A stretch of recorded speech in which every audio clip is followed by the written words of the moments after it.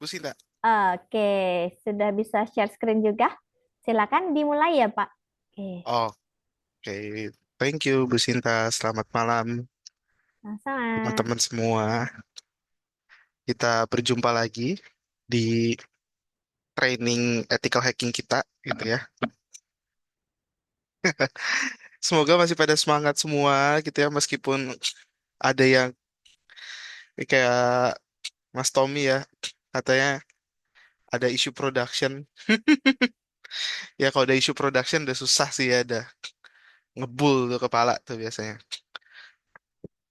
Itu isu production berarti jatuhnya hotfix ya. Wah, kalau udah hotfix sih ngebul ya. Oke, kita langsung lanjut aja ke materi kita. Mungkin saya share screen dulu.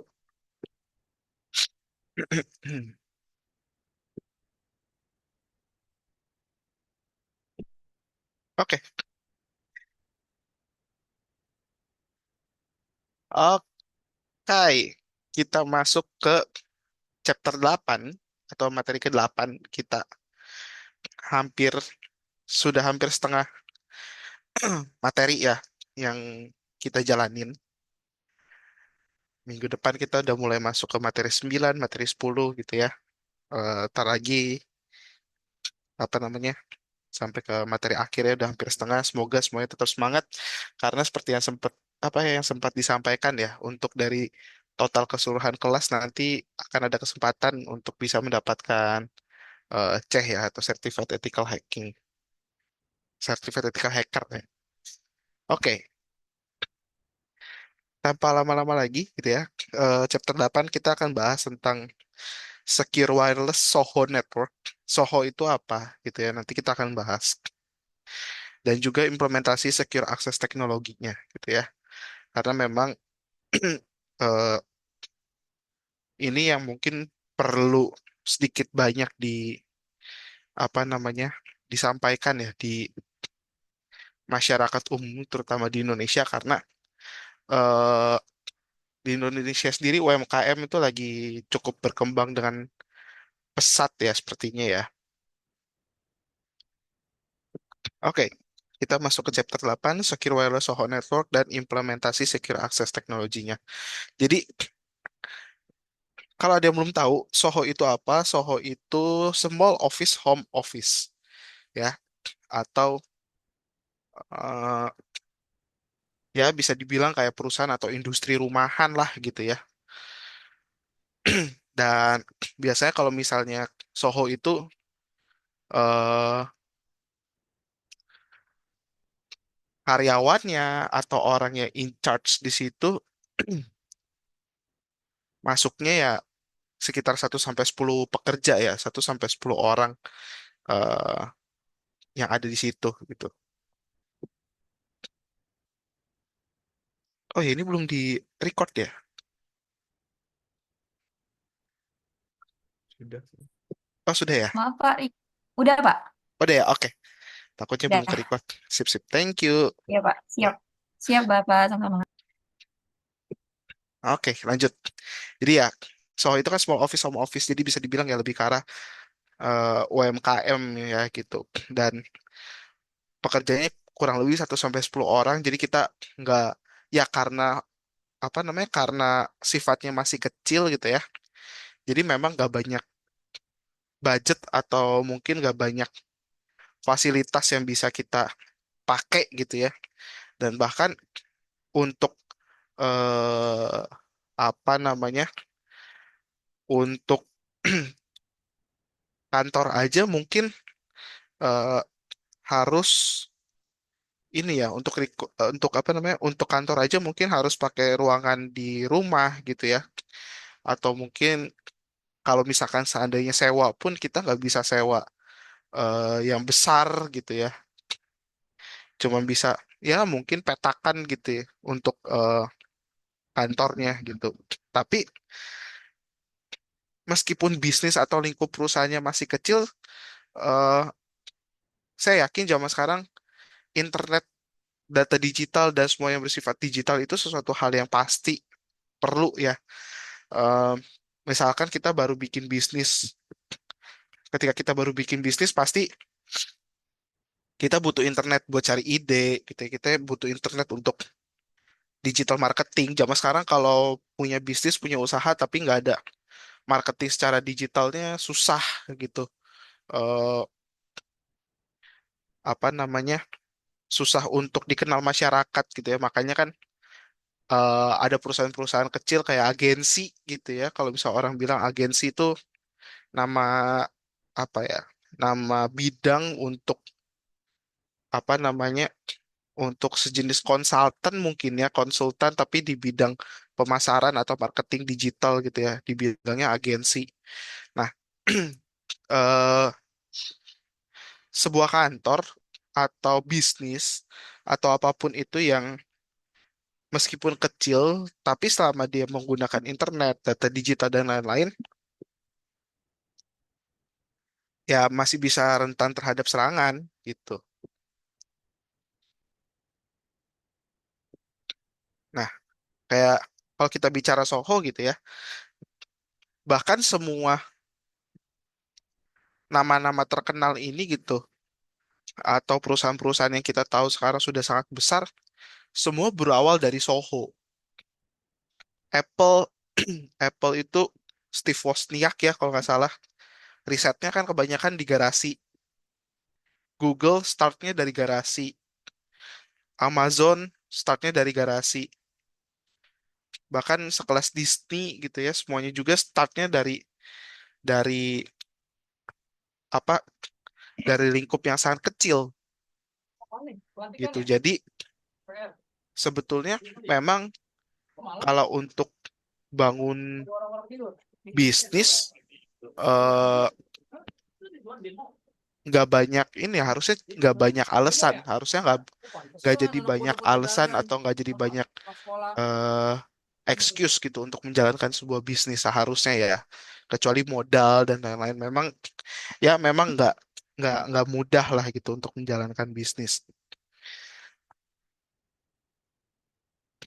Jadi ya tadi kayak dibilang gitu, sebetulnya untuk menjalankan bisnis dan lain-lain harusnya kalau misalkan brand-brand besar kayak Google, Amazon, Apple, Disney aja bisa start dari sebuah garasi, apa gitu excuse kita untuk eh, nggak start sebuah bisnis kalau misalkan memang punya passion di situ ya, karena nggak semua orang punya passion di situ gitu kan.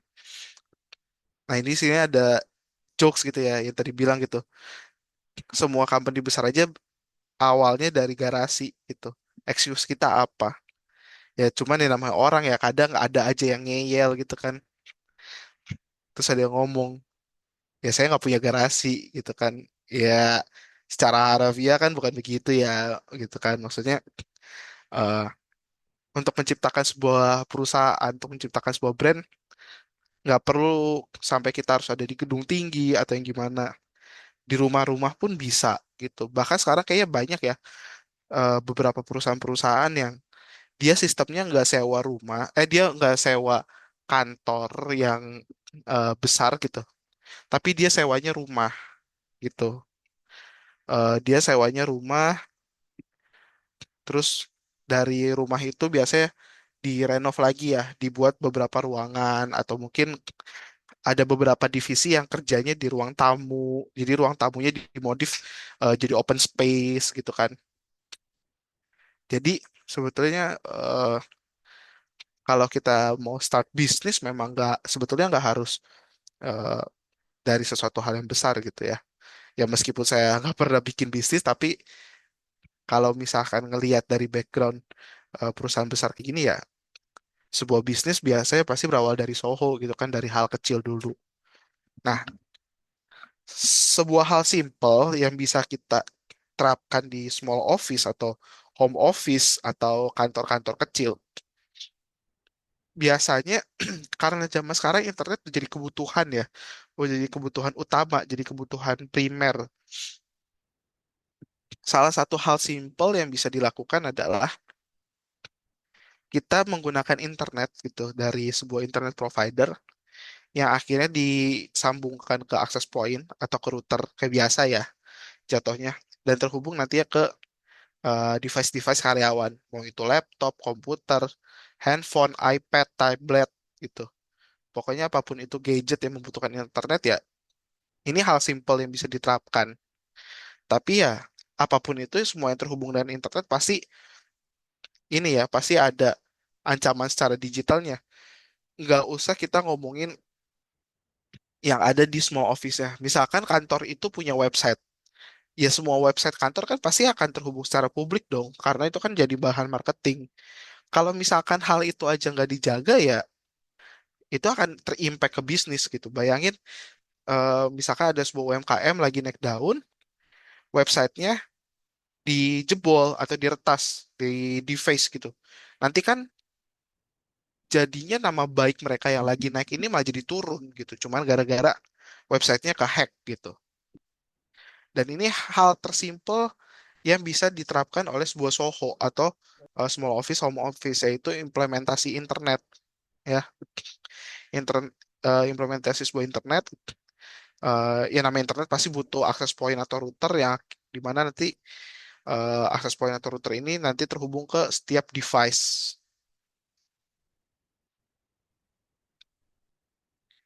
Jadi ya namanya internet gitu itu udah jadi hal umum.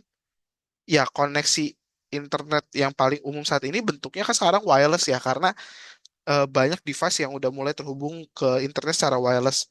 Kayak handphone, sebetulnya handphone bisa kan connect ke kabel kayak RJ45, tapi nggak mungkin kita kita konekin device handphone kita ini pakai RJ45 kemana-mana gitu. Makanya pakai namanya eh, WiFi atau wireless, dan itu jadinya hal paling umum.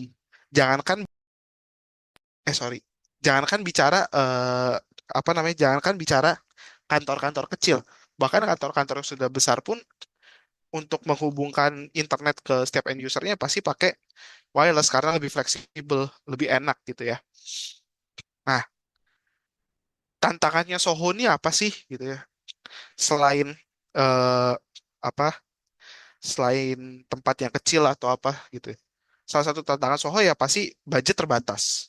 Namanya juga masih merintis, pasti budgetnya belum banyak ya. Kecuali dia apa ya? Orang sekarang kan bilangnya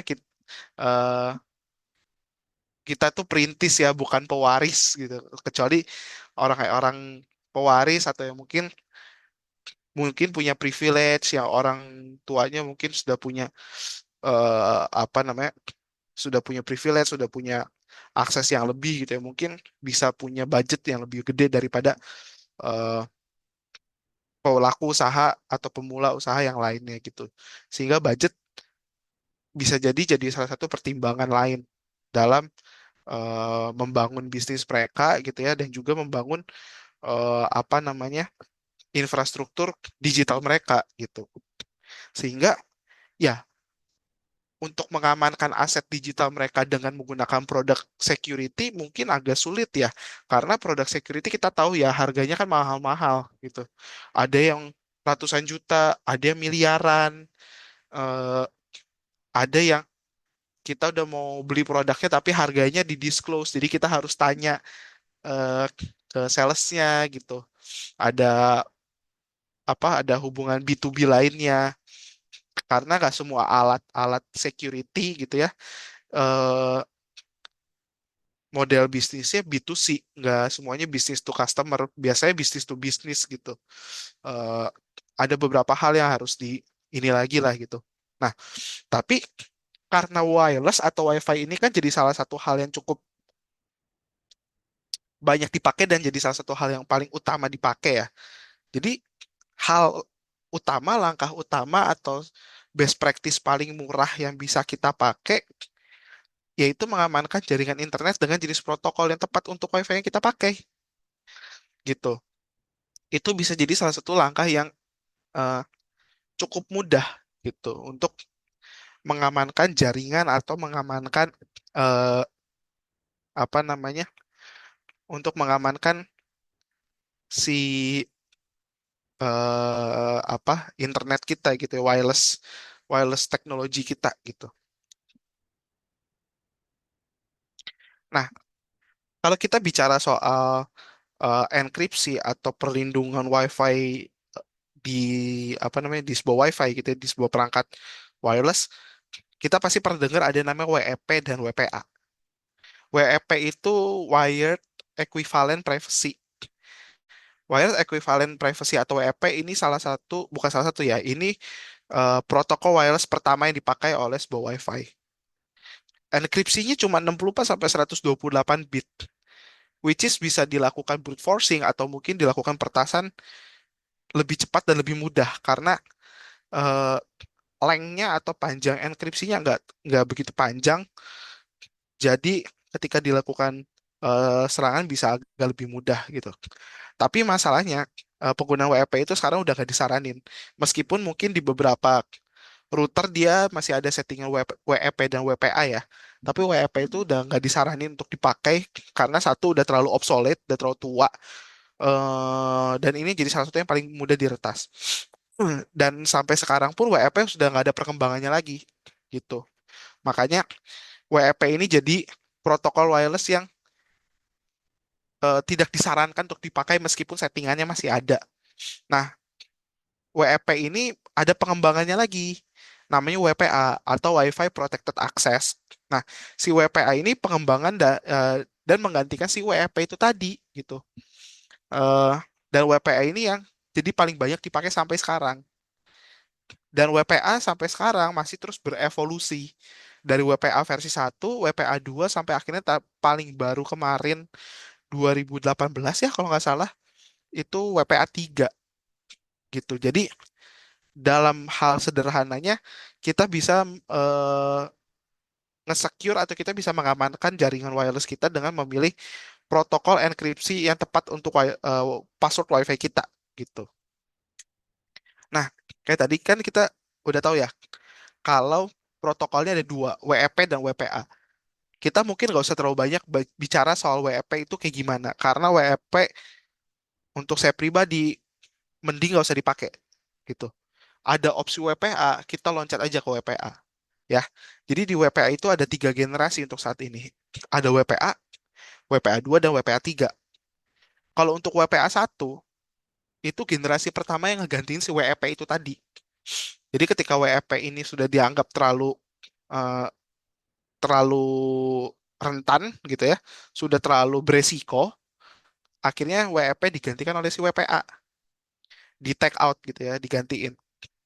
Nah, WPA ini awalnya dia pakai teknologi namanya metode enkripsinya namanya TKIP kalau ada yang pernah dengar ya, Temporal Key Integrity Protocol. Nah, cuman namanya teknologi, berkembangnya berkembangnya teknologi berarti kan berkembang juga ya para hackernya gitu. Para hackernya makin banyak melakukan riset, makin cari celah dari si teknologi, akhirnya WPA ini lama-lama ya nggak aman juga. Karena WPA-nya nggak aman, akhirnya lahirlah teknologi baru namanya WPA 2. Si WPA 2 ya udah pasti dia penerus dari si WPA 1. Untuk sistem enkripsinya atau protokol enkripsinya pun diganti menggunakan AES CCMP. Itu yang bikin si WPA 2 itu jadi lebih aman daripada WPA 1 dan juga WP. Dan WPA 2 masih jadi apa ya? Bisa dibilang masih jadi protokol yang dipakai paling banyak saat ini. Jadi yang masih jadi paling umum itu salah satunya adalah WPA 2. Nah, WPA 2 itu dibagi jadi dua jenis. Ada WPA 2 personal sama yang enterprise. Bedanya kalau WPA 2 kita tahu ya, kita tinggal masukin password akhirnya dia connect. Tapi kalau WPA 2 dia ada semacam apa ya, bisa dibilang kayak ada verifikasi tambahan gitulah untuk eh tersambung ke internetnya koneksinya gitu. Nah, WPA 2 dianggap mulai nggak aman juga, mulai banyak celahnya gitu ya. Meskipun sejauh ini WPA 2 masih banyak dipakai, eh, lahirlah WPA 3 gitu. WPA 3 ini diganti lagi metode enkripsinya, namanya Simultaneous Authentication of Equals atau SAE. Ada juga yang bilangnya Dragonfly Key Exchange. Cuma saya belum banyak riset gitu ya terkait eh, SAE dan Dragonfly ini. Jadi saya belum bisa bicara banyak soal enkripsinya seperti apa, tapi yang jelas eh, metode enkripsi yang dipakai pasti akan makin sulit secara permutasi dan matematisnya. Jika secara permutasi dan matematisnya semakin sulit, berarti kemungkinan atau potensi dia untuk diretas semakin rendah juga ya gitu. Nah, sama kayak WPA 2, WPA 3 juga ada versi yang personal dan enterprise gitu. Nah, kalau bisa dilihat dari perkembangannya ya sebetulnya eh, apa namanya? Si teknologi enkripsinya memang biasanya makin rumit ya secara matematisnya. Kita bisa cari sih WPA 2 formula.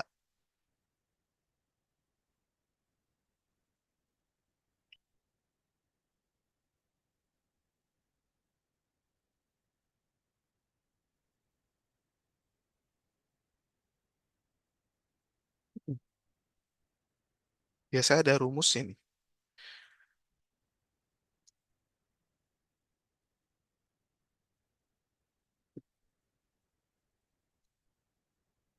Mana ya?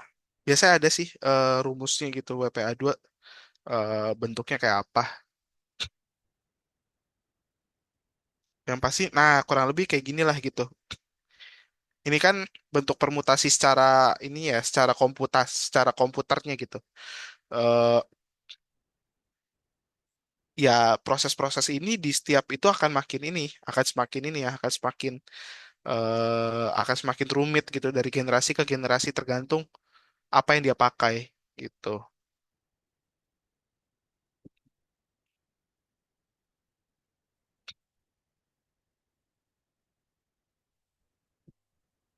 Nah itu terkait si WPA itu tadi gitu. Dan ini bisa jadi salah satu langkah termurah atau menjadi langkah eh, paling utama gitu ya untuk mengamankan teknologi atau jaringan wireless kita. Nah, sebetulnya kalau misalkan kita mau bicara atau kita mau ngomongin lagi terkait si eh, wireless ini gitu ya, salah satu hal lainnya adalah kita bisa melakukan whitelisting ya, whitelisting dengan MAC filtering. Nah, MAC filtering itu sebetulnya bisa ini ya, bisa bisa macam-macam gitu. Dan ini bisa jadi solusi termurah lainnya untuk ngamanin si perangkat wireless gitu. Sorry, bentar. Eh ya, ini saya punya contoh. Ini dashboard router saya.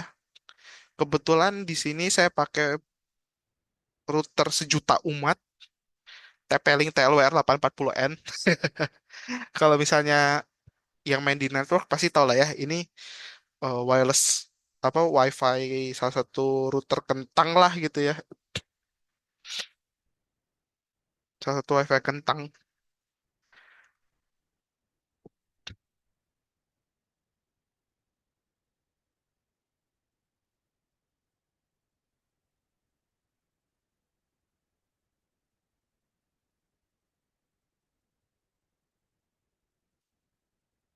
Nah, kalau misalnya kita mau lihat gitu tadi eh, kita bisa di TP-Link ini kita bisa ke wireless. Nanti di wireless ada wireless security. Oh, ini nih ada wireless MAC filtering. Nah, ini kalau misalkan kita eh nyalain gitu, kalau kita low, tss, koneksi nggak mati kan? Aman ya, masih aman ya. Tadi hampir dinyalain. Ya ini kalau misalnya kita tambahin gitu ya. Nah, di sini kita tambahin setiap MAC address-nya. em, Terus nanti kita kasih statusnya ya. Ini bisa kita pilih mau di deny atau di allow gitu. Tapi kalau misalkan konteksnya di sini Soho gitu ya atau networknya masih network kecil, sebetulnya kita tinggal input apa namanya? Kita tinggal input si apa ini namanya? Kita tinggal input MAC address-nya udah kita data gitu ya. Nanti kita tinggal enable aja, kita sistemnya whitelisting. Jadi selain MAC address yang itu, nanti dia nggak akan bisa connect gitu. Itu bisa jadi salah satu yang termurah gitu. Salah satu hal termurah lainnya adalah kita bisa split si SSID-nya. Misalkan SSID untuk tamu sama untuk karyawan dibedain. Supaya apa? Supaya si tamu itu perlu restriction gitu, dikasih restriction. Kalau misalnya kita balik ke dashboard yang ini, dia sebenarnya kalau nggak salah ada yang namanya eh, guest network. Nah, jadi di guest network ini kita kita bisa aktifin gitu ya. Eh, Bahkan kita bisa kasih kontrol bandwidth-nya gitu. Nanti kalau bisa di-enable kita bisa bikin gitu ya namanya apa. Terus nanti jumlah maksimum eh, tamu yang bisa masuk berapa. Dan ini akses time-nya bisa kita atur gitu ya. Misalkan per hari cuman jam berapa sampai jam berapa gitu. Jadi bisa kita persempit lah aksesnya gitu. Dan sebetulnya salah satu cara termurah lainnya adalah kita bisa beli sebuah router yang namanya Mikrotik. Bisa Mikrotik, bisa Cisco, terserah sih. Tapi eh, yang cukup murah tuh kayaknya Mikrotik ya. Harusnya Mikrotik jadi salah satu opsi murah. Nah, di Mikrotik itu nanti ada yang namanya Mikrotik Router OS ya. Atau kita bilangnya, nah, yang kayak gini. Atau biasa kita bilangnya apa ya? Winbox ya namanya kalau nggak salah ya. Nah, Winbox nih. Jadi si Winbox ini dia kayak semacam control panel gitu ya. Semacam control panel. Jadi kita bisa ngatur networknya dari sini. Ini bisa jadi salah satu opsi yang murah juga gitu. Harganya harusnya nggak yang begitu mahal-mahal banget.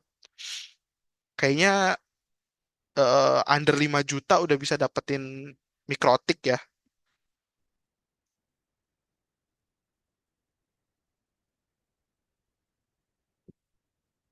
Tuh. Bahkan ada beberapa under 1 juta gitu ya. eh Bisa dapetin mikrotik gitu.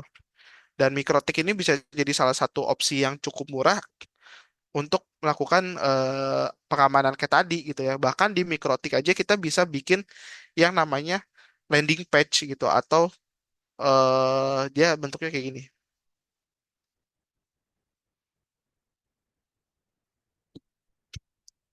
Nah, jadi sebelum sebelum dia apa ya bisa dibilang sebelum dia connect kita bisa bikin kayak semacam dashboard atau bukan dashboard ya semacam landing page jadi dia harus masukin username atau password dulu supaya si tamu itu kalau mau connect harus ngisi username password dulu dan dia harus minta oh sorry bukan landing page namanya tapi captive portal ya captive portal. Jadi si captive portal ini bisa jadi salah satu solusi untuk mengamankan jaringan wireless gitu. Kalau misalkan kalau misalkan teman-teman ke, aduh saya mau nebut brand tapi lagi sensitif. Kafe ya, kita sebut aja kafe atau rumah makan atau beberapa tempat makan yang menyediakan WiFi, biasanya mereka nggak aktifin captive portal ini gitu. Jadi si captive portal ini nanti ketika mereka mau connect gitu ya, mereka mau masuk, eh, kalau mereka nggak login di sini gitu, mereka nggak akan bisa masuk. Atau ada cara lainnya adalah kalau misalnya si Mikrotik ini dia juga bisa bikin kayak voucher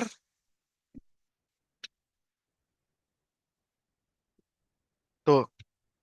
Jadi si Mikrotik ini dia bisa bikin eh dia bisa generate voucher. Jadi kalau misalnya mau connect dia harus minta kodenya dulu gitu. Jadi eh apa namanya dia harus minta kodenya dulu baru nanti dia ini baru nanti dia apa namanya baru nanti dia bisa connect gitu. Itu jadi salah satu, bisa dibilang ya itu salah satu cara-cara termurah gitu.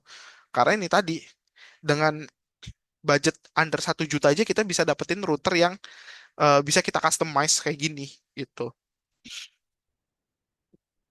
Bahkan ya kalau misalkan mau yang agak mahal nggak nyampe 10 juta, bahkan ya 5 juta aja bisa bisa dapetin router gitu. Nah, ini ya ini bisa nanti bisa di inilah bisa bisa dilihat. Tuh, ada tuh wireless for home and office. Bahkan di harga 800 ribu aja kita bisa dapetin eh, router ya. Dan saya ingat RB 9522U ini atau di Mikrotik seri RB 9 sekian ini waktu saya SMK ini jadi bahan praktek. Ini jadi bahan praktek saya, bahan uji kom sama bahan buat pelatihan MTCNA. Jadi saya juga sebenarnya pernah ngambil MTCNA, cuman nggak dilanjutin. Tuh, bahkan router wireless aja kita bisa dapetin harga di bawah 5 juta gitu. Bayangin kalau misalkan kita harus spend time, spend money untuk eh, kita paksain beli kayak semacam 40 net, 40 get gitu ya. Itu kan harganya lumayan mahal. Bahkan dengan harga segini aja kita bisa dapetin eh, apa namanya perangkat network yang bisa kita modify sendiri gitu. Dan pelajarinya sebetulnya nggak yang susah-susah banget kok gitu. Tutorialnya di internet sekarang udah mulai banyak. Jadi bisa bisa kita cari di internet gitu.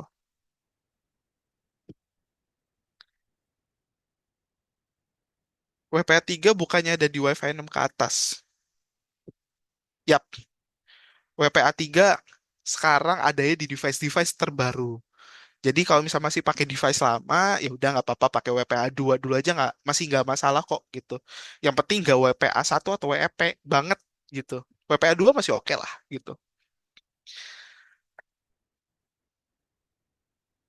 Beli bekas anak-anak praktek dari SMK biasanya lebih murah Pak Timo. Hehe, ya betul, bisa itu juga. Atau nggak carinya atau nggak carinya sekolah-sekolah atau SMK SMK TKJ yang mereka nggak tahu ya sekarang masih ada nggak ya yang partnerannya sama Mikrotik gitu. Biasanya kan suka dapat hibahan gitu ya kalau nggak salah. Apa pakai Micmon kalau biasanya mau buat voucher hotspot di Mikrotik. Nah, tuh bisa tuh. Metode seperti apa, Pak, yang dapat digunakan untuk menembus captive portal? Hmm, kebetulan saya belum pernah pentest network sampai ke captive portal ya. Jadi belum belum pernah tahu. Cuma nanti saya coba research dulu ya. Kalau misalkan nemu yang menarik soal pentest captive portal nanti saya share di grup gitu ya. Jadi sebetulnya eh Soho atau UMKM, yes betul budget mereka terbatas. Saya yakin gitu.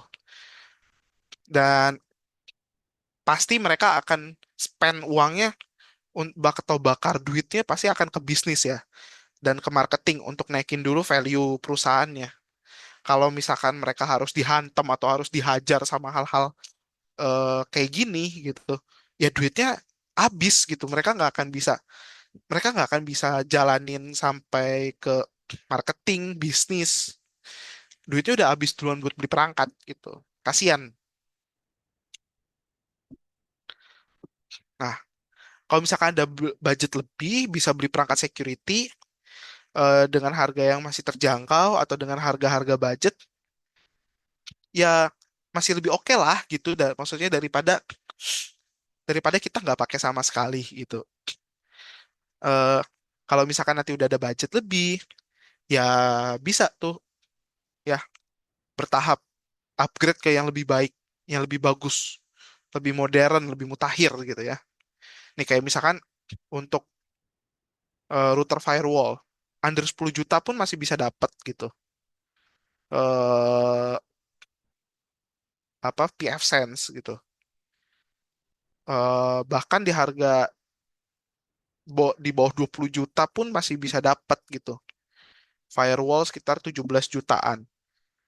Dan mereknya pun merek bagus gitu. Checkpoint, setahu saya merek itu merek oke ya, bukan abal-abal gitu. Terus ada juga di sekitar range 20 juta kemarin nemu ada firewall mereknya Juniper. Itu pun bagus ya gitu. Juniper kan brand pemain lama lah di dunia security gitu. Kalau misalnya kita cari gitu, firewall pasti ada aja gitu. Eh ya harganya nggak nggak terlalu mahal gitu. Nah bayangin kalau misalnya mereka atau MKM ini di force atau dipaksa untuk beli eh, firewall dengan harga ratusan juta gitu. Oh itu kasihan itu.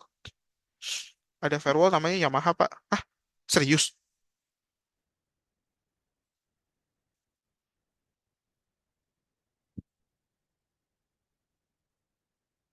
Ada firewall namanya Yamaha?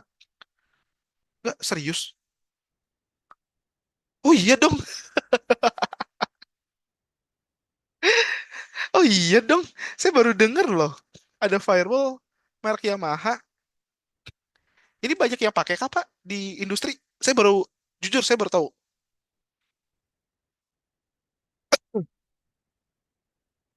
Kayaknya belum banyak ya. Kayaknya belum banyak yang pakai ya.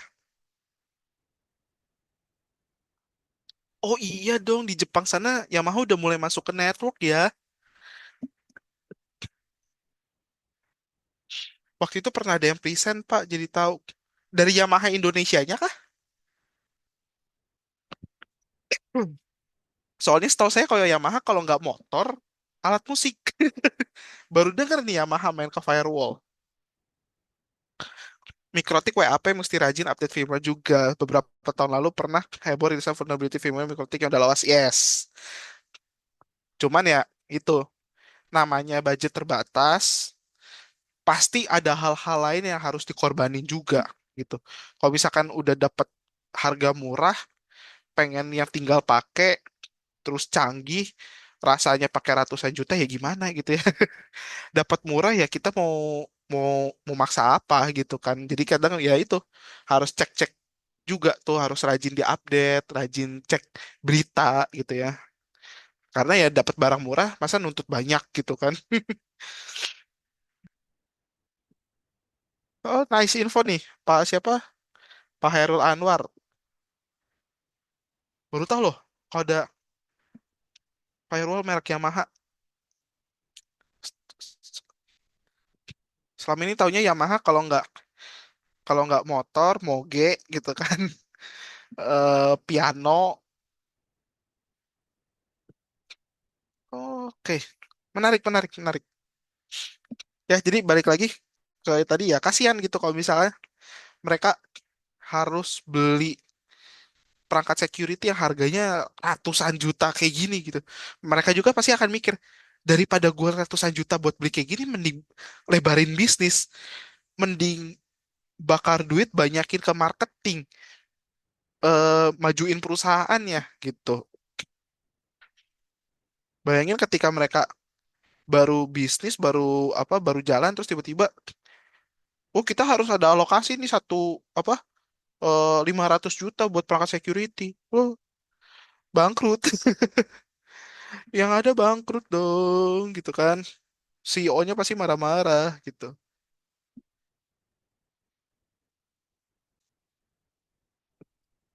Nah,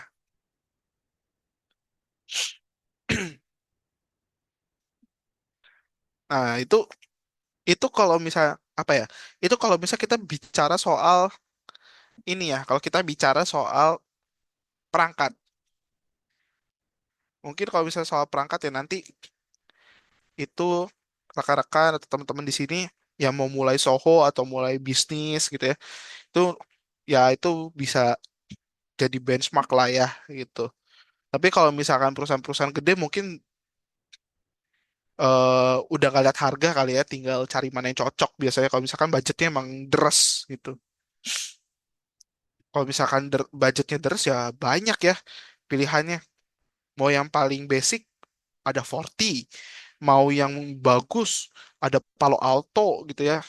Banyak banyak banyak referensi 40 Palo Alto. apalagi kalau firewall ya.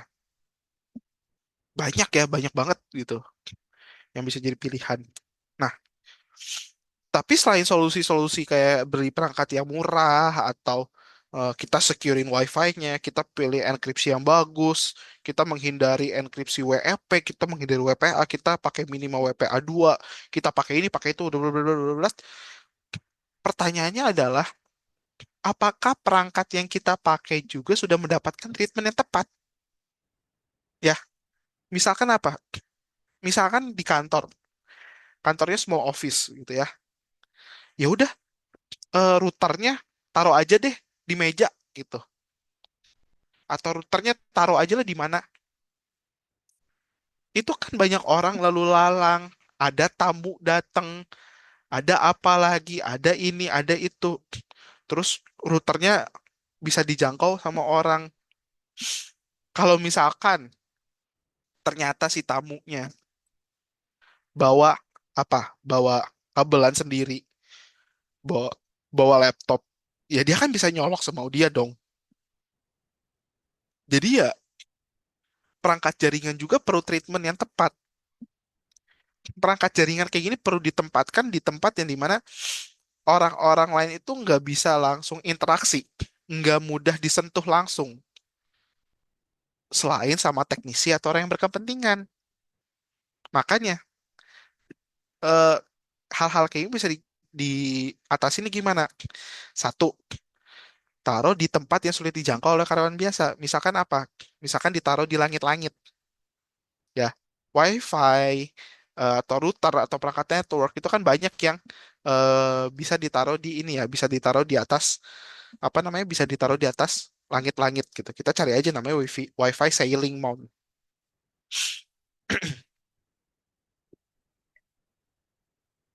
ya. Tuh, ada tuh WiFi yang ditaruh di langit-langit. Nggak harus merek-merek bagus kok gitu. Bahkan merek-merek end user kayak TP-Link gitu aja banyak sekarang ya. Eh, apa WiFi sailing gitu.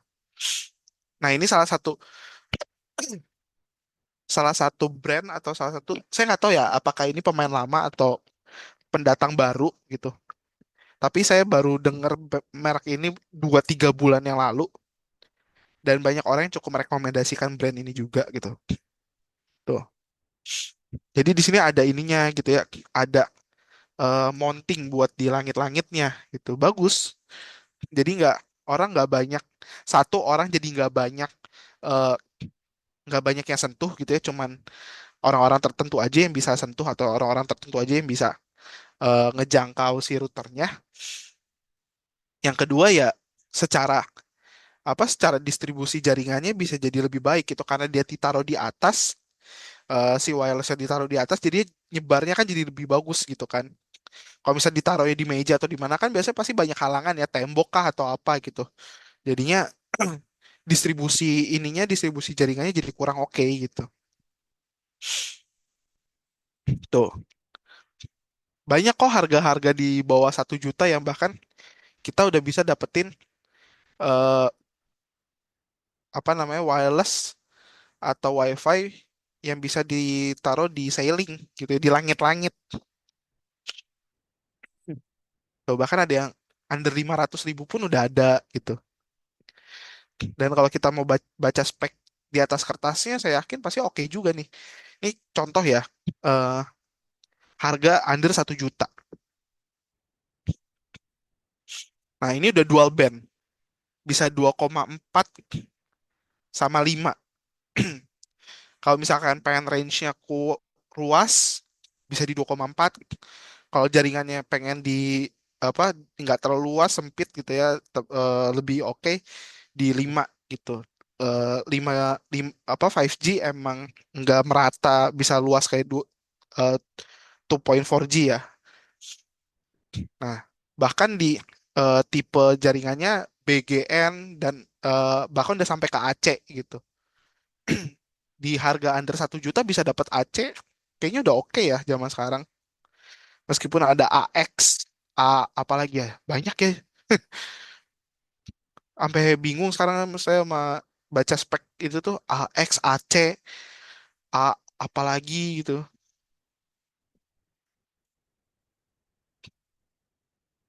Cuma karena saya udah lama gak ngikutin network, jadi belum banyak baca nih AX, AC ini tuh perbedaan paling mencoloknya kemana gitu.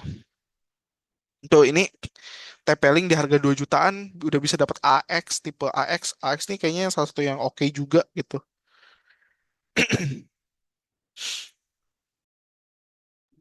Nah ini bahkan di harga 2 juta udah bisa kontrol captive portal gitu kan. Ada MAC address filtering, isolation, bahkan ROC AP detection juga udah dapat. Bisa WPA 3 gitu. Mau personal, mau enterprise. Jadi sebetulnya banyak lah gitu perangkat-perangkat yang udah nggak yang apa ya di harga-harga cukup oke gitu bisa kita implement di eh ini kita gitu ya bisnis kecil kita gitu. Pak Timo pernah ada case nggak Mikrotik ini diserang sampai hardware hardware fail atau sampai meledak? Kalau case yang sampai rame mungkin belum pernah dengar. Saya belum pernah dengar case yang sampai rame. Tapi kalau kemungkinan ada bisa jadi gitu. Kalau misalkan ternyata routernya di DOS atau di DDoS bisa jadi sih sampai hardware failure. Luigi mulai booming 3 tahun belakangan ini sepertinya Pak. Oh, saya baru tahunya di tahun 2024 ini. Gara-gara salah satu channel YouTube tuh yang bahas jaringan. Luigi itu Xiaomi-nya perangkat jaringan Pak Timo. Oh, jadi maksudnya ini ya. Luigi itu harganya murah tapi fiturnya kayak fitur router di atas harga berapa gitu ya. Jadi flagship rasa inilah ya, flagship rasa rasa entry level gitu ya harganya ya. Untuk WPA 3 sudah tidak aman lagi apa saat ini? Udah bisa kena seperti day out juga sama seperti WPA, ada WPA 2 dan bisa kena downgrade tag juga jadi tidak silakan pakai untuk sistem kritikal. Eh, sebetulnya kalau misalnya kita mau bicara gitu ya soal aman gak aman, semakin berkembangnya teknologi ya nggak akan ada yang 100% aman sih Pak gitu. Kalau misalnya bisa kena serangan kayak di out bisa-bisa aja gitu. Kayaknya udah banyak yang riset juga soal nge out si WPA 3 ini gitu ya. Terus kalau downgrade version, ya saya pernah dengar. Cuman detailnya gimana saya belum sempat baca-baca lagi. Tapi pernah dengar beritanya ada yang ngelakuin downgrading dari WPA 3 ke WPA 2. Jadi eh, kalau misalkan mau dibilang nggak aman, nggak 100% aman gitu ya. Namanya teknologi mau seaman apapun nggak 100% aman. Pasti akan ada celahnya gitu. Tapi setidaknya dia akan lebih baik dari sebelum-sebelumnya. Murmur berkualitas Pak. Oh, I see. Pantesan rame banget ya si ini. Si siapa namanya? Si Ruiji ini gitu. Tapi agak curhat dikit, bukan curhat, jadi agak nanya dikit nih. Kalau buat ini apa namanya? Kalau buat personal use masih oke nggak sih Ruiji? Saya pengen ganti 840N-nya deh, gitu. Ya itu terkait treatment perangkat gitu ya. Treatment perangkat nih penting gitu.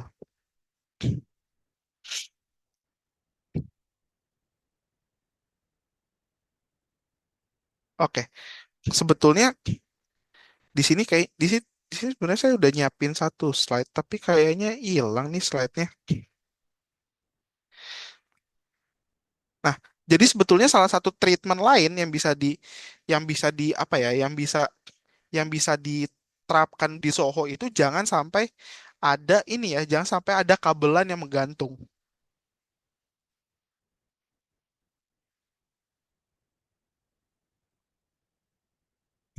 Nih, kadang kan ada beberapa kantor yang eh, kabelannya ngejuntai kayak gini ya. Nggak ngejuntai kayak gitu, tapi lebih kayak gini nih. Jadi ada kabelan, dia ngejuntai, dia eh, apa namanya? Mungkin diterapinnya di ini ya, di apa namanya? Di langit-langit gitu atau di mana dia ngejuntai gitu aja.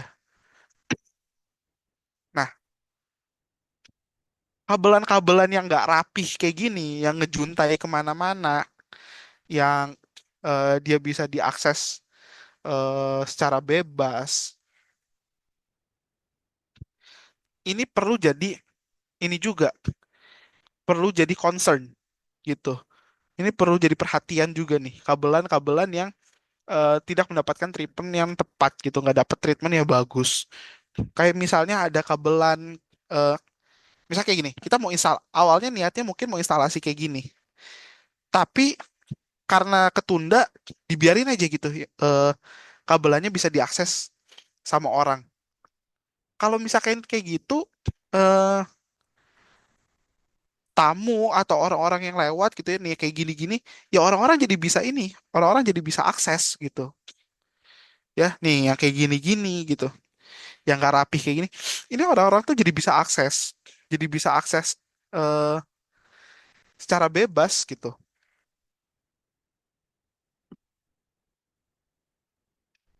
Gak ada lagi contoh gambar yang presisinya. Ya pokoknya pasti pernah lihat lah ya di kantor-kantor atau di tempat-tempat ini gitu. Kabelannya tuh ngegantung aja gitu. Nggak tahu mau dikonekin atau dicolokin kemana. Nah, hal-hal yang kayak gini tuh bisa jadi problem juga untuk sisi security karena kita mungkin si LAN-nya nggak kita kasih akses, kita nggak ngelakuin port securing dari sisi ininya gitu. Akhirnya eh, kabelannya ngegantung, masih ada aksesnya, nggak di close koneksinya, nggak di close connectionnya, akhirnya orang bisa masuk ke jaringan internet lokal gitu atau jaringan lokal, ya udah, boom, orang semua bisa masuk dengan mudah gitu. Dan hal-hal kayak gini, eh, kabelan-kabelan yang ngegantung atau kabel-kabel internet yang apa, yang nganggur kayak gini, ini saya kasih ini aja ya, saya kasih clue gitu ya. Ini saya kasih clue. Kalau misalkan di sini ada teman-teman yang mau pakai jasa apa namanya, jasa konsultan atau vendor untuk ngelakuin red teaming, hal-hal kayak gini kita as a consultant kalau ngelakuin project red teaming atau social engineering secara fisik gitu ya, ini adalah salah satu target yang kita cari. Ini saya kasih bocoran aja ya. Jadi kalau misalnya mau ngelakuin social engineering, seenggaknya udah bisa di prepare gitu dari sekarang. Nah, ini yang kita cari. Jadi ketika kita nemuin kabelan yang ngedrop kayak gini, akhirnya kita bisa connect, bahkan kita bisa sampai dapat koneksi jaringan ke dalam atau koneksi internet dari situ. Itu kita jadikan temuan.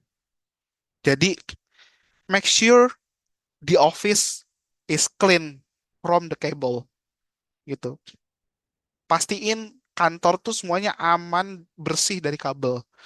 Jangan sampai ada kabelan-kabelan yang ngejuntai, ya, kabelan-kabelan yang eh dia ngedrop gitu, eh dari apa, dari plafon terus ditinggal aja di tembok gitu kan, digulung, ditinggal di tembok, banyak ya yang kayak gitu. Terus taunya itu tempatnya tempat tamu nunggu gitu ya, atau ruang ruang tunggu tamu. Ternyata tamunya ngerti security, akhirnya dites lah sama dia gitu. Ya, itu salah satu bentuk treatmentnya. Nah, selain dari sisi jaringan, kita bisa ngamanin dari sisi apa lagi? Kita bisa ngamanin dari sisi akses teknologinya. Misalkan kantornya nerapin sistem hybrid atau WFH gitu. Dan ternyata karyawannya butuh akses remote ya untuk ke perangkat atau ke komputer atau ke jaringan dalam kantor. Sebetulnya kalau misalkan mau apa ya, kalau mau pakai port SSH ya bisa-bisa aja gitu. Cuman kalau SSH kita biarin publik kan agak riskan ya, agak bahaya. Salah satunya bisa pakai apa? Salah satunya ya bisa pakai ini, bisa pakai VPN. Tapi VPN mahal gitu-gitu, butuh butuh apa namanya? Butuh budget gede gitu. Sebetulnya kalau misalkan eh, small office-nya mungkin udah punya budget lebih gitu ya, ya bisa langganan IP public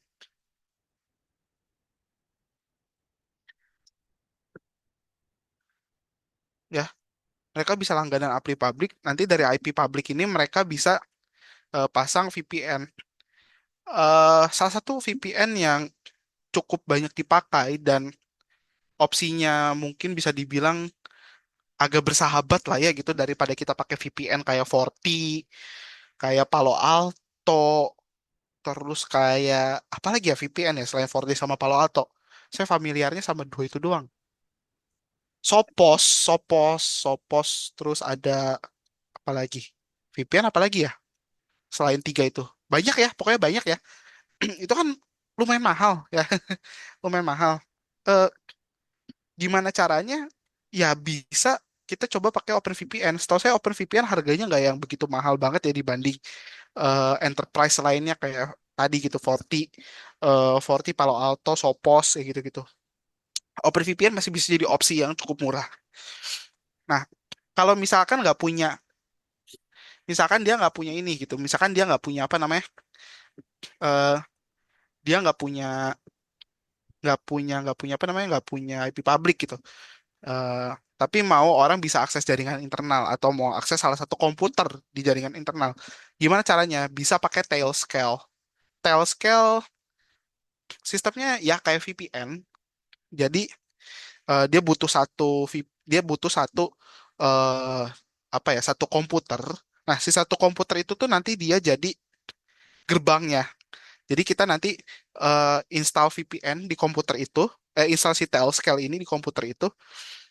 Nanti si komputer yang kita install Tailscale-nya itu eh, dia akan invite orang-orang lain untuk join. Jadi nanti semuanya akan connect ke satu komputer ini. Gitu. Nanti si komputer yang jadi gerbang Tailscale-nya, dia akan apa namanya? Dia bakal sharing IP di dalam satu networknya atau disebutnya Tailscale Network. Di sini sebenarnya saya ada install Tailscale, cuman kebetulan lagi belum disetting. Tadinya sih saya mau kasih ini ya, mau kasih eh, demo gimana cara nge-set up Tailscale gitu ya. Cuman agak sulit karena kalau misalkan saya apa, kalau misalkan saya eh, demoin pakai ini ya, pakai jaringan internet ini ya sama aja gitu. Ada juga sih sebenarnya yang udah keinstall, cuman di sini ada beberapa email ya, jadi nggak bisa saya kasih lihat. Jadi pokoknya kurang lebih gitulah, gitu. Kalau misalkan mau lihat cara setup Tailscale di YouTube banyak sih. Cuman ya kalau misalnya mau pakai yang gratis, ada batasannya, 3 user dalam satu network. Ya, namanya juga gratis ya, berharap apa gitu kan. Nah, salah satu permasalahan lagi dalam Soho, karena Soho ini kan budgetnya kecil ya, budgetnya terbatas. Dengan budget terbatas akan sulit kalau harus beli laptop atau perangkat yang kita kasih pinjam ke kantor. Kan ada ya apa namanya? Ada yang namanya kita kantor itu pinjemin laptop ya. Rata-rata sekarang kantor udah kayak gitulah. Saya pun dipinjemin laptop sama kantor. Bahkan untuk beberapa project kita beli laptop terpisah gitu kan.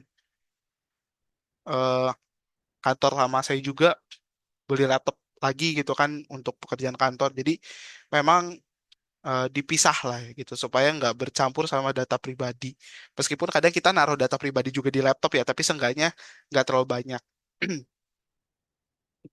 Nah, eh, dari BYOD gitu ya. Ini ada beberapa pertanyaan masuk, mungkin saya akan jawab nanti aja ya di sesi pertanyaan. Nah, dari BYOD gitu, karena nggak semua kantor nerapin. Jadi mereka sih nerapin yang namanya BYOD atau Bring Your Own Device. Pakai device kita sendiri. Nah, dari si BYOD ini sebetulnya yang jadi kesulitan dari sisi security adalah ini kan punya orang lain ya, bisa dibilang punya pribadi, bukan punya kantor.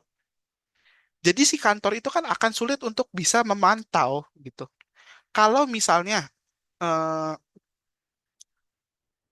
kantor dari apa laptop dari kantor, ya kantor gampang ya, tinggal install sebelum dikasih ke si apa, sebelum dikasih ke si karyawan baru, mereka bisa install kayak yang namanya EDR atau Endpoint Detection Response ya kalau nggak salah ya. Nah, dari install EDR, semua aktivitasnya kan bisa kepantau. Misalkan, oh ternyata dia belum apa namanya, oh ternyata dia belum update Windows Defender. Ya dia bisa ngelakuin update otomatis gitu, atau dia bisa ngelakuin eh, hal-hal lainnya gitu secara mudah. Kalau misalkan itu laptop kantor, sebelum dikasih ke karyawan, ini kita bicara soal ini ya, kita bicara soal perusahaan yang udah gede. Perusahaan yang udah besar, mereka biasanya nerapin Active Directory. Kita udah berapa kali bahas soal Active Directory di pertemuan-pertemuan sebelumnya. Dari Active Directory, kita bisa invite gitu ya. Kita bisa invite si apa namanya? Kita bisa invite si apa namanya? Kita bisa invite si laptop kantor itu supaya mereka join domain gitu. Jadi aktivitasnya bisa kepantau juga dan lain-lain gitu. Masalahnya kalau bisa di laptop orang, laptop pribadi kan agak sulit gitu. Makanya eh, makanya BYOD ini sebetulnya butuh butuh SOP sendiri gitu, butuh peraturan sendiri gitu. Jadi kalau misalkan kayak misalnya EDR kan kita bisa bisa sebelum dikasih ke karyawan kita bisa installin dulu CrowdStrike gitu ya. Nanti CrowdStrike-nya yang ngelakuin detection, nanti kalau ada apa-apa di ini ke SOC gitu. Makanya eh, waktu itu waktu 2 bulan yang lalu ya. Ini bulan apa? Oktober, September, Agustus ya kalau nggak salah Agustus eh, tiba-tiba ada blue screen massal kan. CrowdStrike itu blue screen massal ya karena itu laptopnya laptop kantor gitu, device-nya device kantor, bukan device pribadi. Jadi mungkin lebih mudah gitu. eh Apa namanya? Jadi kantor lebih enak gitu buat mantaunya. Kalau misalnya pakai laptop biasa diinstalin CrowdStrike kan, masa laptop sendiri aja harus dipantau gitu kan jatuhnya gitu. eh Ya kayak gitu. Itulah gitu sulitnya si BYOD. Kalau misalnya laptop kantor ya enak, regulasinya jelas dan itu kan punya kantor. Kalau misalnya sewaktu-waktu orangnya resign kan dibalikin juga gitu kan. Gitu. Ya lucu lah CrowdStrike kemarin teman saya hampir nganggur setengah hari. Teman teman saya ada tuh bukan bukan security engineer, dia automation engineer gitu. Kantornya nganggur setengah hari. Yang bingung ininya, yang bingung tim infra, blue team yang bingung. Nah, apalagi gitu kan. Gitu. Ya karena itu ya tadi ya, laptop BYOD kan lebih sulit untuk dikontrol karena masih milik pribadi orang lain. Bisa dilakuin eh, beberapa hal gitu untuk ngamanin akses dari laptop tersebut ke jaringan kantor. Salah satunya apa? Melakukan pendataan MAC address. Kenapa di data MAC address ya? Balik lagi ke tadi, dilakukan whitelisting supaya MAC address yang udah dilakukan whitelisting aja ya bisa masuk ke jaringan jaringan internal. Next time, misalkan amit-amit kejadian, ada something, ngelacaknya kan bisa lebih gampang. Oh, ternyata MAC address ini. Ya udah kita tinggal cari, ini MAC address siapa? Ya kan? Yang kedua, make sure karyawan pakai antivirus. Kalau misalkan laptopnya Windows, minimal pakai Windows Defender. Windows Defender, oke lah. Dulu eh boleh lah. Dulu kita bilang Windows Defender jelek gitu ya. Tapi sekarang Windows Defender udah oke kok, udah oke banget. Itu bare minimum lah buat pakai antivirus. Yang ketiga, bisa dilakukan apa? Edukasi, security awareness untuk hindarin apa phishing. Itu yang pertama. Yang kedua, kalau kita bicara konteks akses laptop di kantor, ini yang biasa saya selalu tekenin ke karyawan. Atau kalau misalnya saya ada training, ini salah satunya saya tekenin yang saya selalu ingetin. Kenapa saya ingetin? Karena saya pun kadang lupa. Ya, jadi kita sesama manusia kita mengingatkan lah. Saya ngingetin orang lain, saya juga pun mengingatkan diri sendiri dengan mengingatkan orang lain lah gitu ya. Apa? Ngelok laptop di sini saya yakin pasti ada kan yang kalau misalkan eh, apa teman-teman kantornya ke WC jajan, laptopnya nggak di lock banyak ya. Coba angkat tangan. Pasti banyak ya yang kayak gitu ya. Ada aja kan apa? Ada aja lah yang ngelakuin kayak gitu gitu. Nah, yang terakhir apa? Yang terakhir bisa bikin prosedur mengenai BYOD itu. Eh Misalkan kayak gimana gitu ya, itu diserahin lagi lah ke perusahaan-perusahaan atau ke kantor-kantor itu gitu. Cuman ya untuk dari akses kontrol begitulah gitu. Cuman ya macam-macam ya, mungkin ada juga beberapa kantor yang meskipun dia sistemnya BYOD tapi mau nggak mau harus install EDR itu atau endpoint detection supaya SOC-nya bisa ngedetect atau gimana gitu. Cuman ada juga mungkin yang kantor yang mikirnya, aduh kalau misalnya diinstal EDR atau diinstal tools-tools kayak gitu, eh kalau bisa diinstal yang kayak gitu-gitu gimana ya? Takutnya pada protes gitu kan karena takutnya dianggap tidak apa ya, dianggap nggak ngeinin privacy gitu. Nah, kalau misalnya untuk ngelakuin edukasi, kalau misalnya kita ngadain webinar atau ngelakuin seminar agak susah, ya bisa lah gitu. Kita desain poster gitu. Terus di blasting, baik ke email ataupun ke grup-grup WA gitu kan. Kalau misalkan punya budget lebih, bisa coba pakai tools monitoring. Contohnya apa? Misalkan pakai PRTG gitu.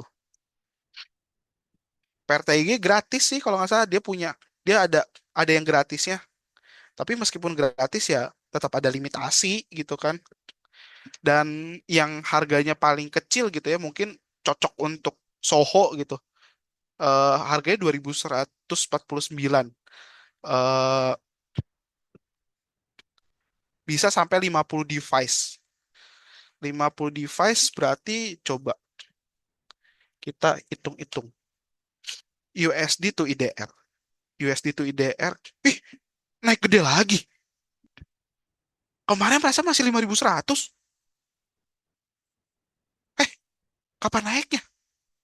Oh, baru. Udah naik, Pak.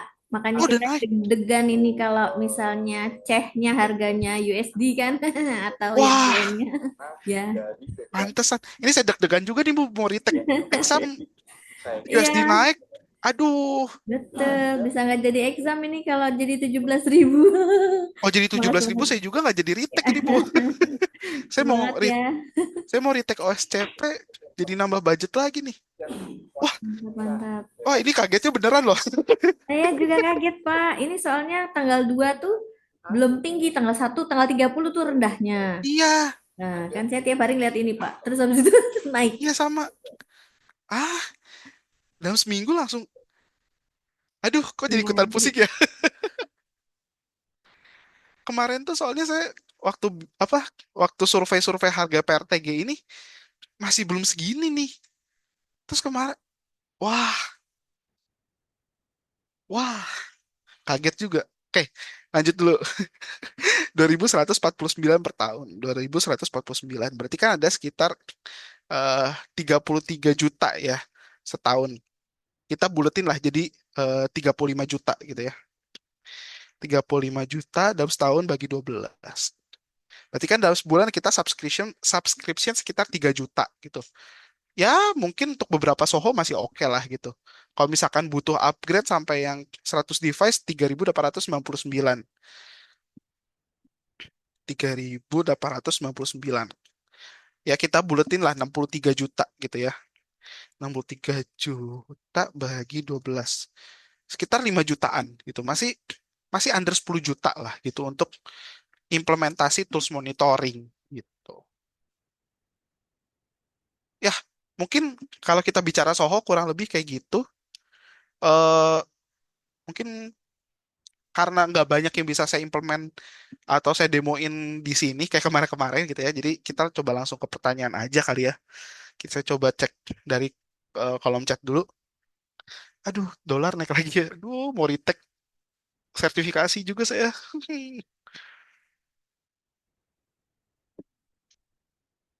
Tanya Pak Timo, misal ada kabel seperti itu dan mereka mungkin sudah melakukan MAC filtering sesuai dengan device yang dipakai doang. Apakah masih bisa ditembus misalnya ada port LAN yang kosong? Kadang kan ada yang ditaruh di meja-meja atau tembok ruangan, misalnya ruangan meeting bersama. Apakah masih bisa ditembus jika ya metode apa yang paling sering digunakan? MAC spoofing, ya MAC spoofing salah satunya yang bisa tembus. Eh, jadi dia nge-spoofing, dia akan cari tahu MAC address apa aja yang di whitelisting gitu ya. Dan dia akan spoofing, dia akan setting MAC address-nya seolah-olah jadi MAC address yang valid. Pak, ada rekomendasi untuk mitigasi gangguan Flipper Zero nggak Pak? Dan apakah pengguna Flipper Zero termasuk pentest? Mitigasinya biasanya ngeblok. Ini yang saya tahu ya, saya belum pernah coba langsung. Tapi biasanya akses eh, apa namanya? Akses di beberapa radionya mungkin agak direstrict. Saya belum pernah baca lebih gitu ya terkait mitigasi si Flipper Zero. Tapi harusnya dengan ngelakuin restrict ke beberapa frekuensi itu harusnya bisa jadi ini ya, bisa jadi penghindaran atau bisa untuk ini Flipper Zero. Dan apakah pengguna Flipper Zero termasuk pentest? Iya, itu bisa jadi salah satu tools atau alat untuk mempermudah melakukan pentest infrastruktur. Salah satunya adalah pentest dari sisi radio frekuensi. Untuk software remote desktop seperti AnyDesk dan TeamViewer boleh dibahas juga Pak POV dari keamanannya. Untuk RDP, Windows RDP, satu pakai kredensial yang kuat, dua jangan pakai kredensial yang eh, default ya kayak admin password semacamnya, bikin yang buat yang betul-betul secure. Kalau bisa di custom port, terus custom portnya kalau bisa di hide, jadi eh, ketika dia mau akses agak ditembak gitu ya ke spesifik portnya yang udah dikasih tahu. Mungkin itu kali ya. Kalau AnyDesk-nya hmm, connect by LAN, connect by IP-nya dimatiin. Kalau nggak salah AnyDesk kan bisa connect by IP ya. Connect by IP-nya dimatiin. Sering-sering update eh, berita soal CVE-nya AnyDesk. Kalau ada kalau misalkan ada update baru, apalagi terkait security issue, diupdate aja. Oh, sama ini. Ke sama jangan ini ya, jangan AnyDesk itu si nomornya atau si ID-nya jangan sampai bocor biar nggak banyak orang berusaha untuk connect. Sama kalau misalkan ini ya, kalau misalkan di kantornya ada billboard, bukan billboard ya, apa sih bilangnya? Pokoknya kayak screen-screen yang umum dipakai di ruangan kayak gitu, screen-screen yang boleh publik ya, jangan sampai si AnyDesk-nya itu muncul di publik gitu. VPN dari Mikrotik bisa diopsi juga nggak apa untuk budget terbatas. Kalau penggunanya atau loadnya nggak terlalu banyak bisa, boleh dicoba sih. Cross track lagi, hahaha, auto nganggur dan tim infra sibuk akalin, yes betul. Contoh celah dari laptop kantor dipakai buat set project karyawan untuk kejadian di Indodex pada sudah pakai MacBook estimasi kecolongannya 300 M. Yes, sebetulnya meskipun MacBook, kalau misalkan sisi kesalahannya udah dari manusia, udah susah gitu. Mau MacBook sekalipun, mau Linux sekalipun, kalau misalkan faultnya udah dari manusia udah susah. Makanya waktu di awal, waktu kita bahas soal PPT, People Process Technology, proses mungkin kita bisa bikin SOP sebaik mungkin. Kita bisa bikin SOP seketat mungkin. Dari teknologi kita bisa pakai teknologi-teknologi yang secanggih mungkin, yang seini mungkin. Tapi kalau kita udah bicara soal people, susah. Kalau misalkan di sini ada orang security gitu ya, mau itu red team, mau itu blue team, kalau kita ngelakuin security awareness, mau kita ngelakuin security awareness sampai mulut kita berbusa sekalipun, kalau orangnya bebel ya susah gitu. Wireless MAC address untuk wireless rasanya percuma Pak karena bisa di dump MAC address SSID dan kliennya jika sudah dapat MAC address kliennya kita bisa spoofing MAC address. Yes, itu ya, itu bisa jadi salah satu hal yang susah ya kalau misalkan udah kita bicara soal spoofing. Tapi kalau kita bicara konteksnya hari ini adalah Soho atau small office atau home office, itu bisa jadi langkah preventif yang oke gitu. Seenggaknya kayak gitulah daripada kita nggak ngelakuin preventif sama sekali gitu, Pak. Memang kalau kita mau bicara dari sisi keamanan, yes bisa diakalin ya sama si spoofing. Tapi itu bisa jadi langkah yang baik atau langkah yang em, better daripada kita nggak melakukan sama sekali. BYOD memang BYOD memang momok. Selain restrict MAC address, EDR, selain restrict MAC address, EDR apa yang proven untuk bantu Blue Team mudah kontrol BYOD, Pak? Kalau bicara EDR, sebetulnya kalau misalnya kita mau ngomongin Soho, kayaknya udah agak sulit ya karena budgetnya gede.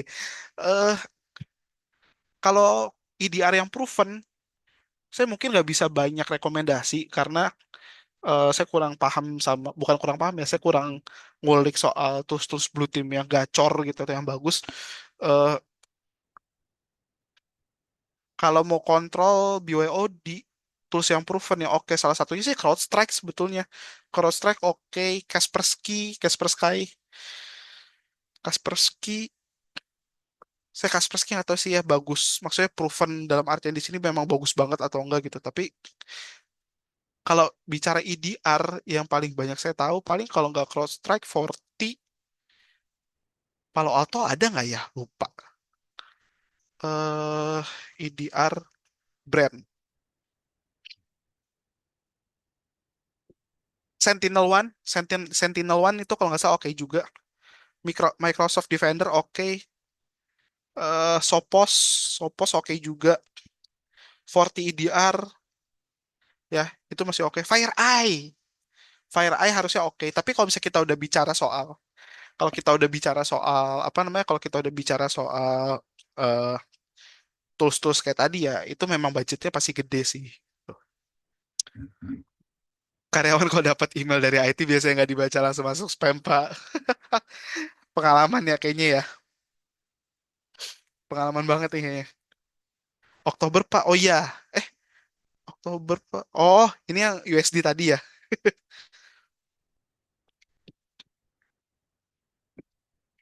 Karena deflasi 5 bulan berturut-turut, Pak. Iya, mungkin ya. Pom-pomnya jago. Yang penting ilmunya. Pak, belum ada demo red team di sisi apps ya. Pernah week ke berapa? Week ketiga ya. Kalau nggak salah pertemuan ketiga waktu itu kita nyobain, saya nyobain ini. Kita nyobain RCE waktu itu pakai DVWA. Nanti bakal ada demo lagi. Boleh dicek tuh record kelas kita yang week berapa? Week 3 tuh tentang akses manajemen. Di situ saya demoin gimana attacker itu bisa masuk lewat file upload dan juga lewat directory listing.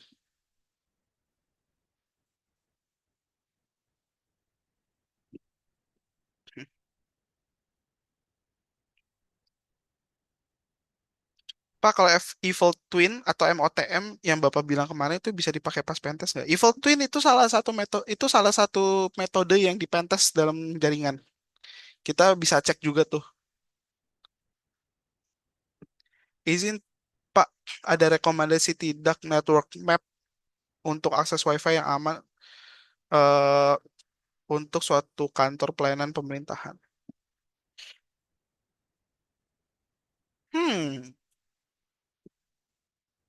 ini boleh dijelasin nggak skenario eh, akses WiFi yang amannya? Maksudnya gimana nih? Buat connect ke WiFi-nya kah atau gimana? Buat connect ke routernya kah? Kalau misalkan buat connect ke routernya, connect ke internet ya, misal terhubung ke WiFi, connect ke internet. Hal simple ya, hal simple ya bikin captive portal. Yang kedua, bikin passwordnya yang unik. Terus yang ketiga di monitoring. Eh, ya paling gitu-gitu sih. Salah satunya ini kalau network mapnya gimana ya? Hmm, nanti saya coba riset lagi ya network map yang eh apa namanya? Yang oke.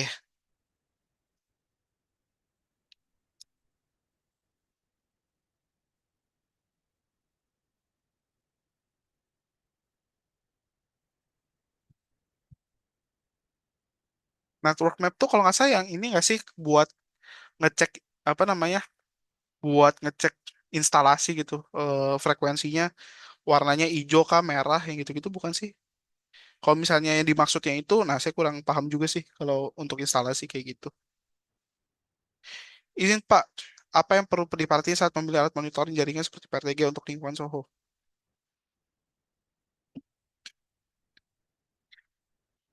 Yang diperlu yang diperlukan yang perlu diperhatikan saat memilih alat monitoring jaringan seperti PRTG untuk lingkungan Soho adalah yang pertama budget. Pasti ya. Jangan sampai over budget akhirnya ntar ngecekek eh, dana gitu. Itu pasti.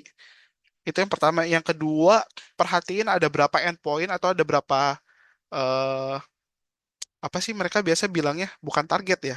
Ada berapa pokoknya ada berapa yang bisa mereka ada berapa sensor yang bisa di apa namanya yang bisa dimonitor gitu. Siapa tahu kan di harga yang lebih murah ternyata ada yang bisa eh, monitoring sensor lebih banyak gitu-gitu ya.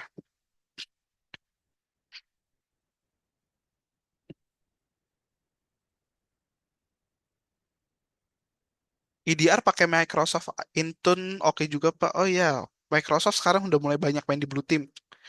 Cortex Pak, Cortex kalau Palo. Ah iya, Cortex. Cuman Cortex kalau buat Soho kayaknya agak mahal sih ya kalau bicara soal Soho. Tapi ya kalau misalnya bicara eh, kantor-kantor gede ya ini udah oke sih gitu.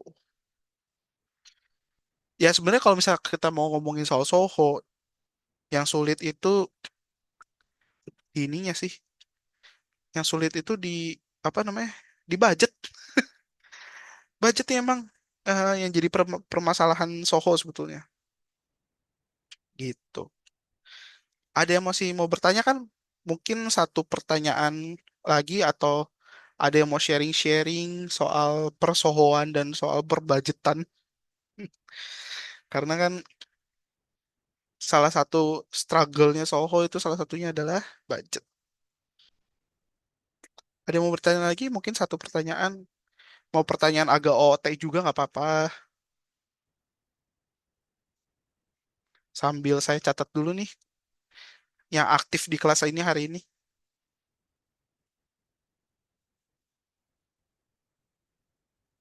Kalau ada yang mau bertanya satu lagi silakan sambil saya catat dulu nih yang aktif di kelas saya hari ini.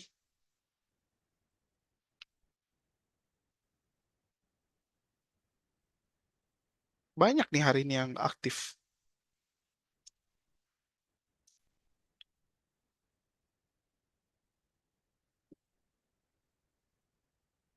Sambil saya coba.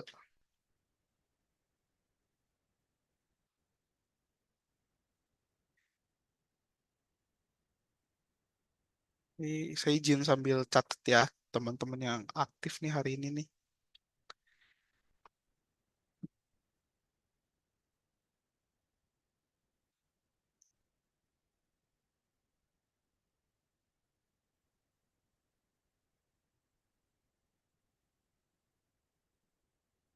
Sebentar. Ini ada yang nanya ya satu ya. Oh ada yang nanya nih beberapa nih. Bentar ya. Saya sambil catat dulu nih. Agak kelewat nama-nama teman-teman yang aktif hari ini.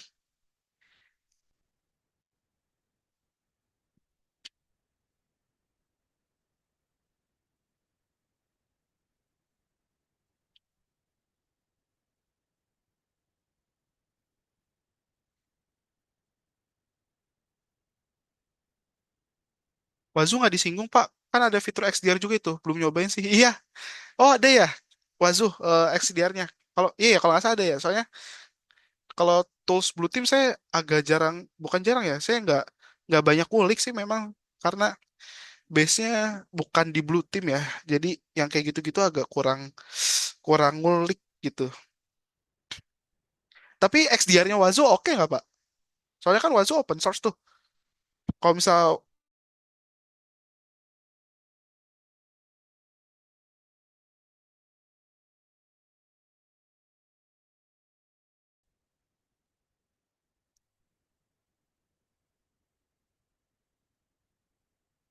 oke, halo halo. Halo Halo halo. Pak, Ya, iya sorry. Pak, siap. Ini kosan saya tiba-tiba ngejepret. Iya Pak, siap. Bapak tadi agak ini sih Pak, Ya, putus-putus Pak. Baik, dilanjut Pak. agak gimana? Agak putus-putus ya? Udah Iya, ya? Sorry dah. ya, ini kosan saya tiba-tiba ngejepret nih kamar saya. Cuman Awas. depannya nyala, lucu. Iya siap Pak, dilanjutkan. Oke, saya lanjut ya. Baik. Mungkin saya nggak bisa lama-lama ya, soalnya eh, mungkin beberapa pertanyaan terakhir ya, karena kebetulan ini kamar saya ngejepret nih kosannya. eh Lucu sih di sini instalasi ininya apa namanya? Instalasi listriknya. Jadi beberapa deretan kamar nih bisa ngejepret, bisa mati, tapi yang di apa namanya ini tuh yang di eh yang di lorongnya ya nyala gitu. Ini depan kamar saya lorongnya nyala nih terang. Oke, lanjut ya ke beberapa pertanyaan. Itu tadi terkait XDR-nya Wazu. Pak, izin nanya untuk app security awareness. Kalau untuk security awareness, kalau misalkan mau ngelakuin simulasi phishing, itu bisa pakai yang namanya ini ya, bisa pakai yang namanya Gopis. Itu open source. Cuman yang jadi permasalahan adalah yang sulitnya itu untuk eh, apa namanya?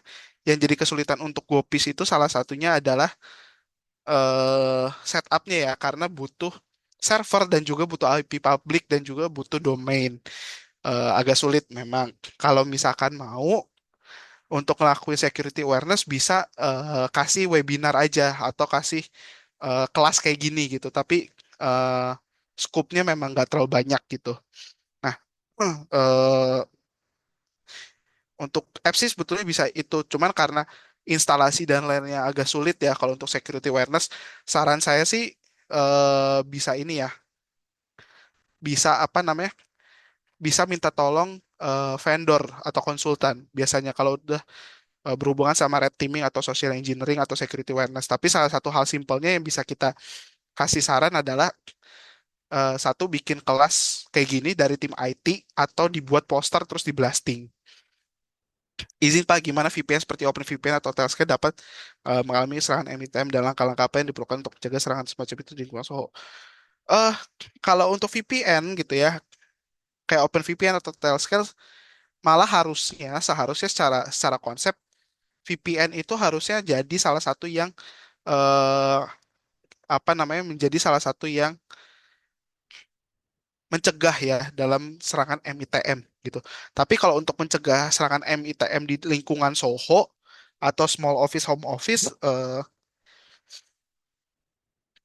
ya salah satunya itu sih persempit aksesnya gitu. Jadi biar nggak semua orang bisa akses di jaringan itu gitu. Pak, lab yang sekarang itu wajib atau hanya latihan? Eh Baiknya ada latihannya ya karena cyber security itu kalau nggak latihan susah ya kayak kayak matematika gitu. Kalau nggak dilatih susah. Kalau Wazoo biasanya tinggal pinter-pinter kita setting pluginnya apa? Oh iya sih. Ya biasa tool cyber security pinter-pinter plugin sama rules-nya ya biasanya ya.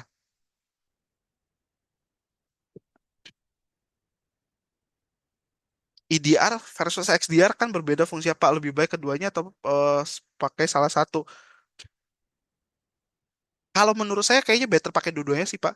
EDR bisa bisa pointing langsung ke ininya ya, bisa pointing ke masing-masing endpointnya, XDR bisa lebih menyeluruh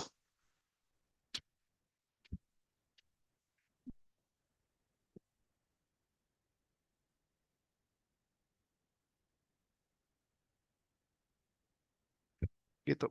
Maaf OT Pak, apakah ada risiko jika kita sebagai tim security internal yang sudah memberikan rekomendasi kepada tim front end back end engineer jika ada vulnerability namun belum diperbaiki Pak? Terima kasih. Ya, ada risikonya dong, jelas. Karena itu kan namanya vulnerability, temuan. Terus temuannya kita udah kasih ke tim engineer, ke tim developer. Terus nggak dikasih, eh terus nggak dibenerin ya vulnerabilitiesnya. Kalau misalnya vulnerabilitiesnya nggak diperbaiki, ya berarti kan celah itu akan ada terus gitu. Si celah itu atau si apa namanya, atau si eh, temuan security itu kan akan ada terus gitu. Dan kalau misalkan temuannya ada terus dan temuannya apa namanya, dan temuannya nggak diperbaiki, akan semakin lama temuan atau kerentanan itu ada. Ya lama-lama kalau misalkan diketahui sama oleh orang lain yang nggak apa namanya, yang nggak bertanggung jawab gitu ya, ya itu jadi salah satu apa namanya, salah satu titik poin untuk dilakukan eksploitasi gitu. Memang sebetulnya dibuat SOP gitu untuk temuan yang sifatnya severity-nya low, eh, apa namanya, untuk yang severity-nya low dilakukan remediasinya minimal, nggak minimal maksudnya tenggat waktunya itu berapa lama, untuk yang severity-nya medium tenggat waktunya berapa lama, untuk severity-nya high tenggat waktunya berapa lama, untuk severity-nya critical tenggat waktunya berapa lama. Jadi ketika melakukan remediasi, tim security pun udah tahu gitu. Oh ini ada satu temuan low, satu temuan high.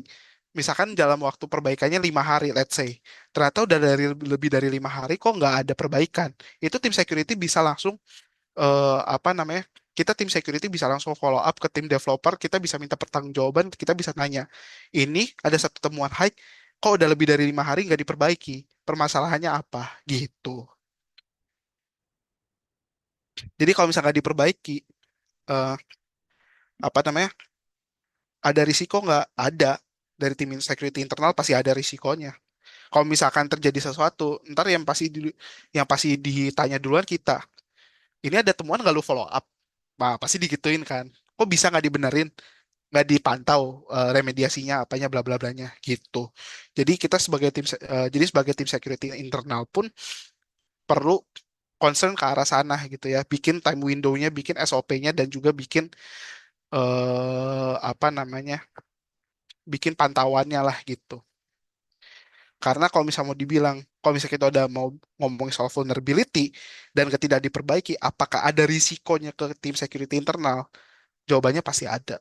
Karena kalau ada insiden, yang dicari duluan siapa? Ya pasti tim security dong. Nggak mungkin yang dicari tiba-tiba tim developer duluan gitu. Karena ya concern security-nya, concern vulnerability-nya kan di tim security gitu.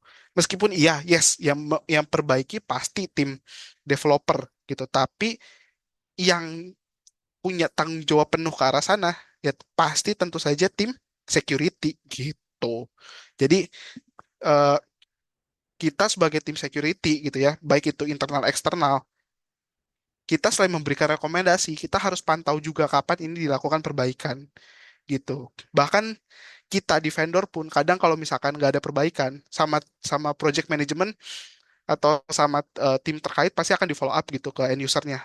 Kita tanyain, udah siap untuk retest belum, bla bla bla gitu. Karena kalau dibicara soal teknisnya, pasti kita concern juga gitu buat eh, vulnerabilities itu bisa ditutup. Kalau bicara soal bisnis ya, ya kita mau bikin BAST gitu.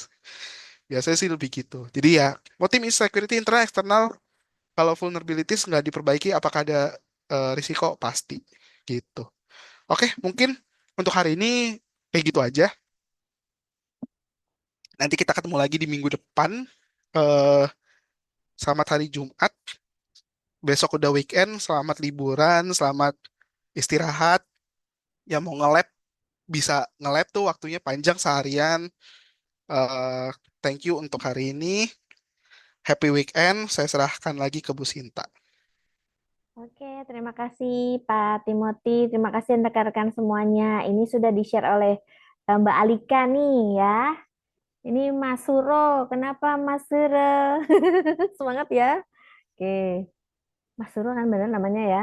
Ah, yang belum ngerjain tugas nih ada di list ya, Mbak Alika ya. Kita tunggu ya. Nanti juga yang sudah mengerjakan kuisisnya yang 100 soal juga akan kita list ya. Yang sudah dan yang belum mungkin atau yang belum aja Mbak. Nanti kita cek ya. Oke, kalau ada kesempatan silahkan ya. Monggo seperti Pak Timothy infokan kita ada hari Sabtu Minggu ya mungkin ada yang wakuncar itu lampu mati. Oke ya, ada yang apa mau belajar silahkan ya. Wah, luar biasa Pak Timothy ya. Ada bayangan-bayangannya ini. Oke, terima kasih banyak rekan-rekan semuanya. Semoga yang kemarin anaknya sakit di kelas ini ya bisa sudah sembuh belum Pak Pak Pak Pak Uncu ya? Siapa namanya? Ya. Itu semoga sehat ya. Kemarin Bu, Pak Uncu sudah sehat Bapak? udah Bu, kemarin keluarin Bu. Oh, oke, ya, alhamdulillah ya Pak. Kita senang nih. Semoga semua diberikan kesehatan. Jangan lupa belajar. Dan saya dengar-dengar ada C13 ya. Pak Timothy mungkin bisa Yes, ditambahkan. Katanya ada AI-nya. iya, Jadi mungkin, ada tambahannya sekarang. hmm, Zaman sekarang kan semua udah serba AI ya, Bu. ya Jadi C-nya benar. juga sekarang udah mulai Ya, AI-an tuh. betul. Mungkin nanti kalau ada kesempatan kita tambahkan juga Pak Timothy untuk materi AI-nya. Ya, semoga doa turun. Amin ya robbal alamin. Amin. Terima